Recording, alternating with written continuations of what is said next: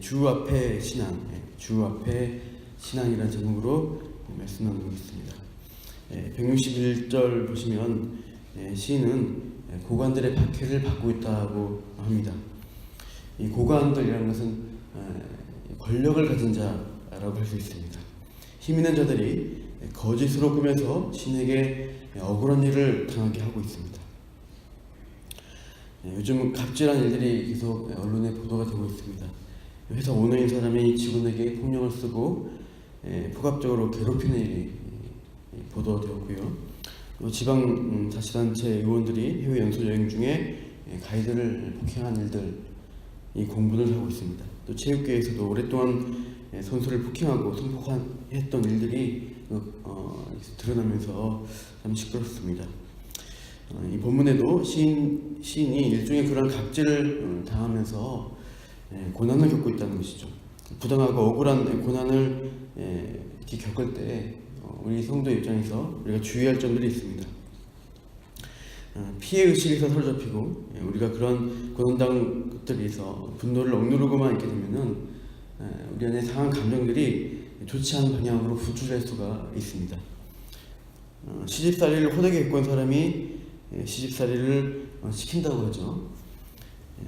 그러니까 호되게 시집살이를 치는 그 시어머니가 내 며느리에게는 시집살이 시키지 않겠다라고 다짐하고 공부인에게 말할지라도 나중에 보면은 이상하게도 더욱더 시집살이 시키는 경우가 많다고들 합니다. 그러니까 알코올 중독자 아버지에게 고통당한 아들이 아버지 닮지 않겠다라고 결심하지만 나중에 성장했을 때 아버지를 닮는 경우가 오히려 종종 있습니다. 내 결심과 의지로 그렇게 하지 말아야지라고 억지로 그것을 누른다고 해서 그 상한 마음과 분노가 그냥 없어지지는 않는 것이죠. 사랑을 많이 받아본 사람이 사랑을 할 수가 있고요. 은혜를 많이 받아본 사람이 다른 사람에게 은혜를 베풀 수 있는 여유를 갖는 것입니다. 그러니까 이 부정적인 감정, 갑질을 당하고 여러 가지 폭압적인 일들을 당했을 때 이것을 묵혀두고 억누를 것이 아니라 오히려 긍정적인 일들을 그것들을 많이 받아서 해소시키는 과정이 있어요. 좀 나은 방향으로 신앙적으로도 성장할 수가 있는 것입니다. 이 본문에서 시인은 이 힘과 권력을 가진 자에게 억압당하고 억울한 일을 당하면서 그것을 분노하고 복수하거나 화풀이하는 식으로 대응하지 않습니다. 161절 보시면 이 시인은 고관들의 핍박에도 무엇을 추구하는가를 보면요, 이렇게 고백합니다. 하반절에 나의 마음은 주의 말씀만 경외하나이다, 이 고백하죠.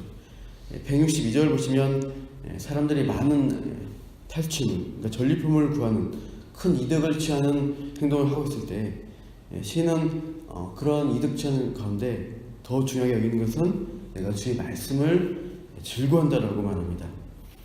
거짓으로 당했기에 거짓과 속임수를 써서 대갚으려는 행위를 하는 것이 아니라 163절 보면은 시인은 거짓을 미워하고 싫어합니다. 왜냐하면 하나님 말씀이 거짓을 멀리하라고 하기 때문이죠. 시인은 말씀을 사모하고 하나님 율법에 가르치는 참된 것, 진실한 것, 의로운 규례들을 추구하는 모습을 보입니다. 그렇게 주의 법, 말씀을 사랑하는 자는 무엇을 누리게 되는가? 165절 보시면 주의 법을 사랑하는 자에게는 큰 평안이 있으니 그들에게 장애물이 없으리다 라고 말씀합니다. 큰 평안이 주어질 것이고 하나님의 장애물을 제거해 주신다라고 합니다. 요한복음 14장 27절에 예수님이 자기 앞에 나온 제자들 향해서 이렇게 말씀합니다. 평안을 너에게 끼치노니 곧 나의 평안을 너에게 주노라. 내가 너에게 주는 것은 세상이 주는 것과 같지 아니하니라. 너희는 마음에 근심하지도 말고 두려워하지도 말라. 이렇게 격려합니다. 예수님을 따르는 자, 말씀 안에 살아가는 자는 하나님의 주는 평안 안에 그것을 누리고 참된 쉼이 있고 또 우리 안에 일어나는 근심과 두려움을 이길 수 있는 은혜를 주신다라고 말씀합니다. 사도 바울이 빌립보서 4장 6절 많이 하시는데 아무것도 염려하지 말고 오직 모든 일에 기도와 간구로 너희 구할 것을 감사함으로 아뢰라. 그래 모든 죄가 있다는 하나님의 평강이 너희 마음과 생각을 지키시리라고 어떤 기도에 관한 약속의 말씀들이 있습니다.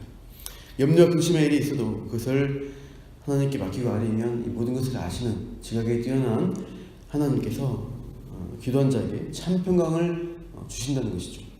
흔들리고 연약한 우리 마음과 생각을 지켜주신다는 것을 우리가 믿게 되고 확신 가운데 다시 일어설 힘을 주십니다. 이렇게 하나님의 말씀과 약속을 구하고 의지하는 자는 하나님의 도우심을 경험한다는 것이죠. 우리 173절 시인이 그렇게 고백합니다. 내가 주의 법도들을 택하였사오니 주의 손이 항상 나의 도움이 되게 하소서. 주님의 도움을 구하죠. 말씀 가운데서. 그리고 175절 같이 읽겠습니다. 시작. 내 영혼을 살게 하소서. 그리하시면 주를 찬송하리이다. 주의 규례들이 나를 돕게 하소서. 주의 규례들이 도와주실 것을 기대하며 기도하는 모습이죠. 말씀 안에서 하나님의 도우심을 경험하는 것을 볼 수 있습니다. 평강을 주시고 믿음을 주셔서 또 찬양하며 나아가게 도우시는 것입니다. 이렇게 시인이 자신의 세상의 방법, 자기가 당한 대로 갚는 것이 아니라 오히려 긍정적인 하나님 말씀 안에서의 평강을 추구하고 도우시는 그 하나님의 손길을 누리는 것을 볼 수가 있습니다. 이렇게 시인이 견고한 신앙, 그것들 유지하는 비결이 오늘 본문에 특별히 168절부터 170절 이 세 절에 발견이 됩니다. 공통적인 단어들이 나오는데요. 잘 보면은 주 앞에라는 단어가 계속 나오는 것을 볼 수가 있습니다. 주 앞에 선 신앙이라고 시인의 신앙을 부를 수 있습니다.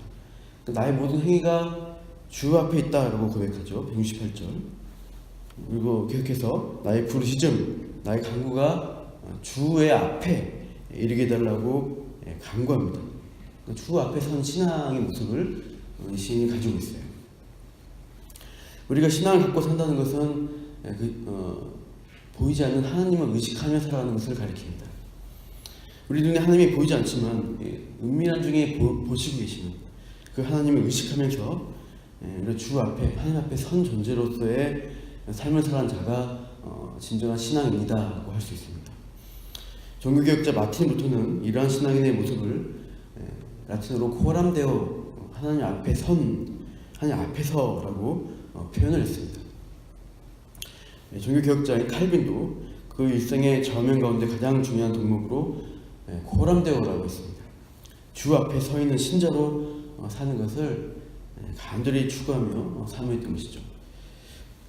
코람데오, 하나님 앞에 선 자, 하나님 앞에서 행하는 것처럼 이 시인 시편에서도 고백하듯이 나의 모든 행위에 대해서 하나님 앞에 선 자로서의 삶을 주의하며 살아가는 것이고요. 또 여러 가지 고난과 문제들 가지고 어디 앞으로 가는 거예요? 주 앞에 나아갑니다.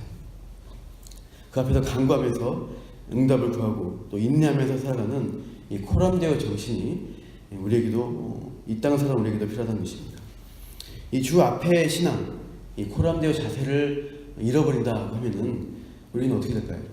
사람 앞에서, 세상 앞에서의 어떤 그 눈치를 보면서 살아가는 이중적인, 하나님 앞에서는 하나님 말씀에 순종한 신처럼 보이다가 사람들 세상 앞에서는 그들의 방식대로 또 살아가려는 이중적인 모습을 보이기가 쉽습니다.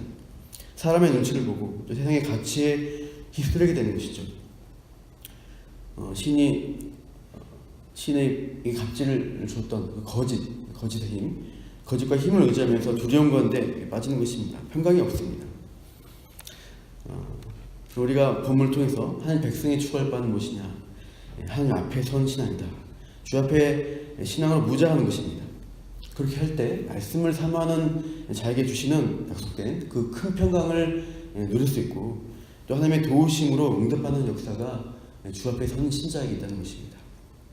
오늘도 우리가 코람데오 되시는 그 주 앞에 신앙으로 우리가 주 앞에 선 신앙으로 세상을 이기며 평강 누리시기를 축원합니다. 기도하겠습니다. 하나님, 우리가 그동안 시편 119편을 묵상하면서 고난 가운데 있는 이 시인이 세상적 방법을 동원하는 것이 아니라 하나님 앞에 서기를 구하고 말씀에 순종하기를 구하는 코람데오 신앙, 주 앞에 선 신자의 모습을 구하고 찾는 모습을 보았습니다. 우리에게 여러 가지 세상의 일들이 있고 때로는 유혹을 받고 사람의 눈치를 보고 세상적 여러 가지 방법들을 쓰려는 유혹들이 우리 가운데도 있습니다. 우리가 오늘 말씀 통해 교훈받듯이 하나님 앞에 선자로서 어디든지 간에 하나님을 의식하며 하나님을 경외하며 말씀 앞에 엎드리고 우리 문제를 가지고 간구할 때 하나님이 우리에게 평강 주시고 소망 주시고 도우신다는 것을 우리가 기억하며 오늘 하루도 힘있게 살아도록 우리를 붙들어 주시옵소서. 그렇게 하실 주님을 찬양하며 이 모든 말씀 예수님 이름으로 기도합니다.